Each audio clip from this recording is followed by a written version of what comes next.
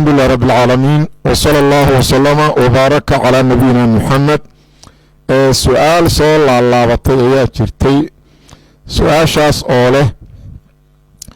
دور ودادو إشكالات سو أروريين مسائل هوري اللوغة هذا تفسير كالإحديثة واتي أدو جوابتي محاد أدو جواب ويدي وذات كيري وذات كو اسم كمفرد كحتى ما يقان معنيه ساء kaas xad ugu jawaabi weydi waxay tahay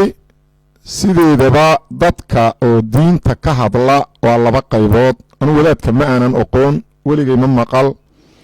mana arag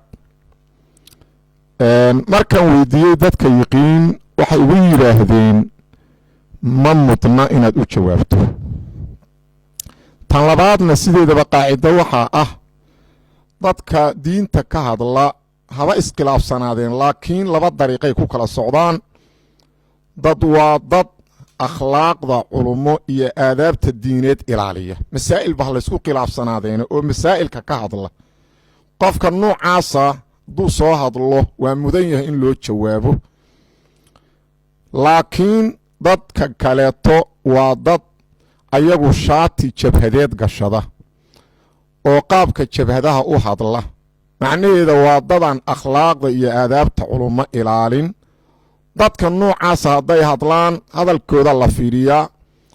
haddii ay masalo si qaldan uga hadlaan oo laysleeyahay haddaan laga jawaabin dadkaa ku baadiyoobaya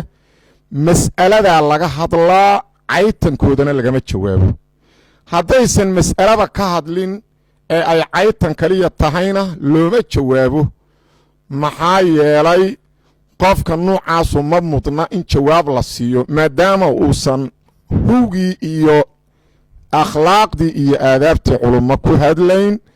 shaati jabhadeed mid kaloo wataa hadhow iska helaya looma jawaabo nuucaasoo kale sidaasaana u arkay maadaama uusan masale ka hadlin